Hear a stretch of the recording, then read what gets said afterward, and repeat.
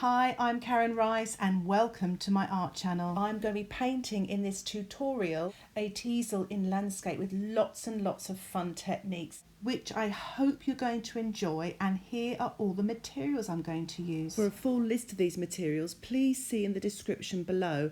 I've got alternatives as well for the colours that I'm using. To get to the description, just click that little down arrow there and it should take you there, or click on show more and just check out the photograph there because it will show you where the show more little tab is, and hopefully you'll get to the description.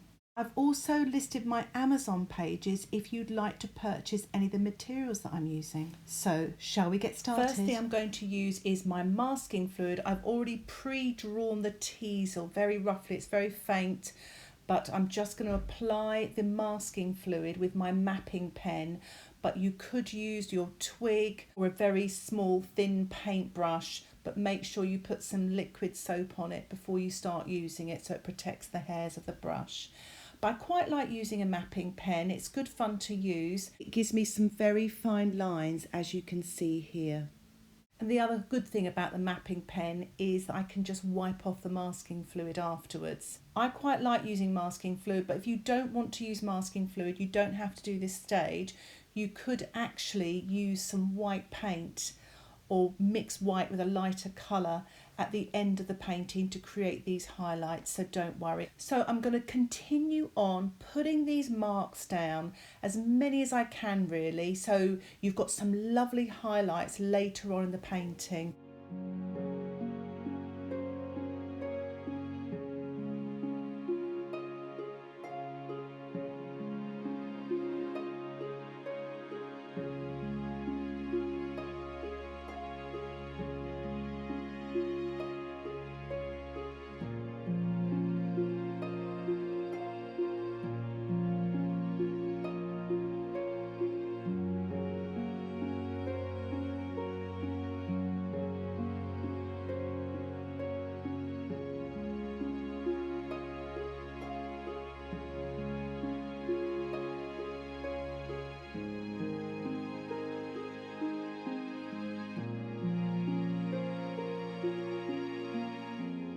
Once your masking fluid is dry, and make sure it's dry because you don't want that going on your lovely brushes, but once it's dry, I've actually mixed up a little bit of Indian yellow here with a tiny touch of the Quinacridone rust. So I've got some quite dark brown on the right hand side here, so it's the Quinacridone rust, and I'm using a little bit of indigo as well to make that a little bit darker.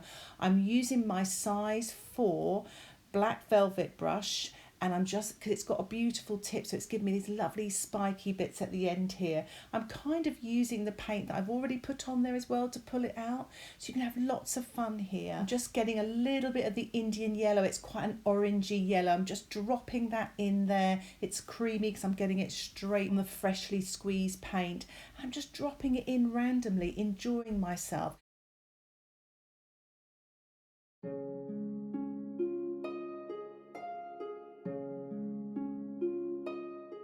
You saw there, I actually just got a little bit of water and I'm diluting the left side of the teasel, and I'm using the bottom of my paintbrush to pull out the paint so it gives nice spiky bits at the edge as well. So that's quite a nice little technique, and I'm doing the same thing now at the bottom. It's really effective. Rather than painting them out, I'm actually just pulling them out with the end of my paintbrush. Now I'm just painting in the stem and with a little bit of a watered down Quinacridone rust. I'm painting these really interesting leaves now that sort of go up and around, but I'm just dropping in this darker tone now, damp into wet, just having fun with this, you know, just sort of playing around with these different colours. I quite like painting like this because you can be a lot freer than with other types of painting. So I'm just dropping in this little bit of paint here and there, and now I've just got a little bit of water on my brush. I'm using that size 4 brush still, and I'm just dropping in and diluting the paint that I have on there, so I might get some backgrounds or interesting textures later by doing this. I'm using my palette knife, but you could use a plastic card just to pull out a little bit more paint and to create that lovely prickliness of this lovely teasel, and it just feels nice to do.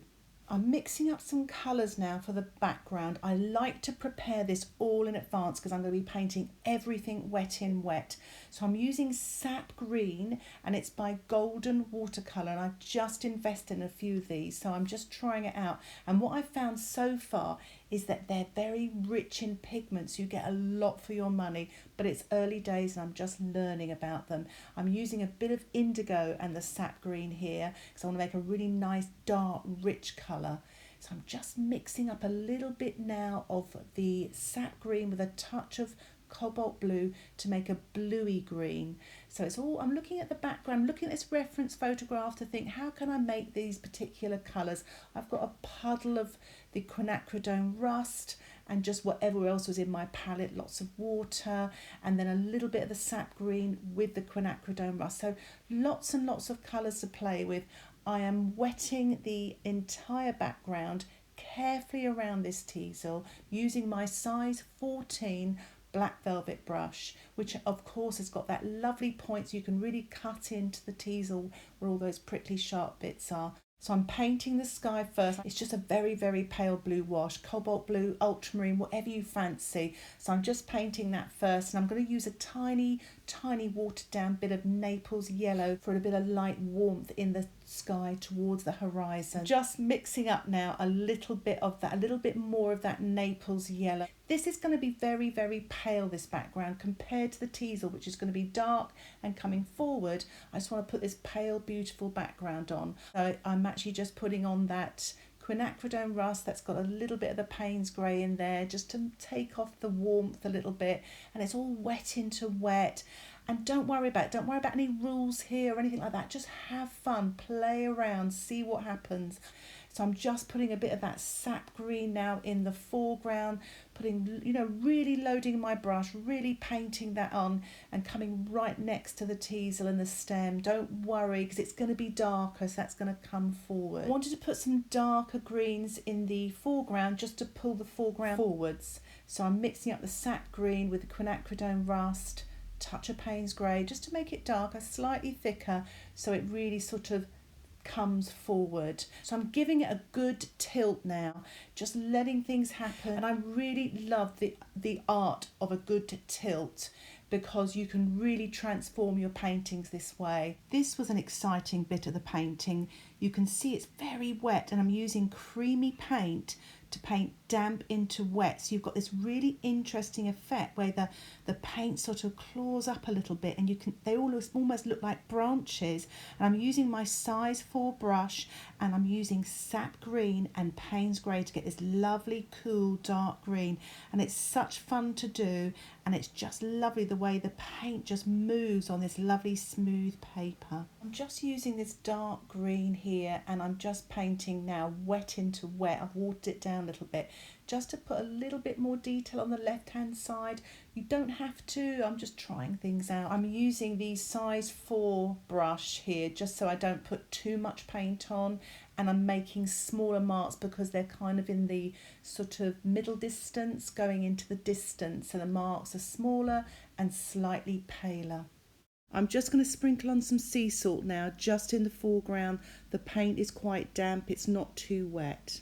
Decided to use my Spritzer bottle just to spray the right hand side of those trees. I felt they were a bit dark and taking my eye out of the painting. It softens it and it brings your eye back onto the teasel. And here it is dry. I'm just taking off the salt with a kitchen towel. It's a great way of removing salt. It took about 30 minutes for it to dry. My teasel is dry, and I'm going to start building up some layers on the teasel, wet on dry, some of the spiky bits, starting on the right hand side because that's a bit more shadow that side. But just don't put too much and don't lose your light. You've got all that underpainting as well, so you just want to put some of these darker accents and details.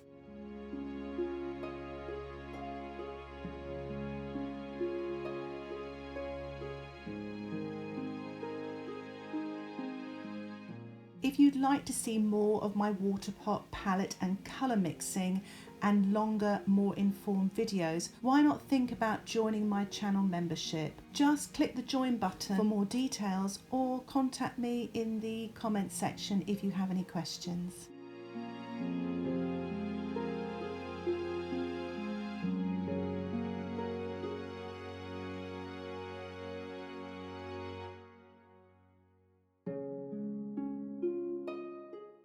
I'm just painting this using the Paynes grey and the Quinacridone rust, and I'm dropping in some water as I did earlier when I did the first stage. So don't be afraid of the darks here. You need those to make your light areas look good. I also need to pull this teasel away from that lovely atmospheric misty background.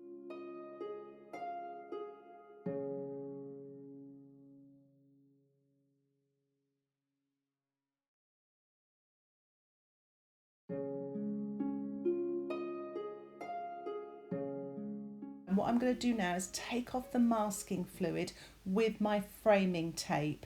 So I'm just rubbing this off with the sticky side down so it pulls off the masking fluid, but you can use a rubber or you could use your thumb or whatever you find is useful. And I'm just pulling this off now. I like doing it because it collects up all the masking fluid, it doesn't make a mess.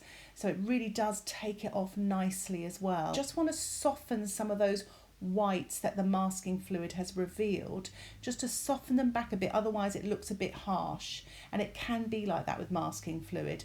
So there we are, I'm just putting it on. There's a little bit of Naples yellow in there, just really softening that, painting this wet on dry. Don't paint over all the whites, just here and there. Just putting a few little dark accents here with the brown as well now, wet on dry, just to give it a little bit more oomph. We're coming to the end of the painting, and I do like to just concentrate on darks and details.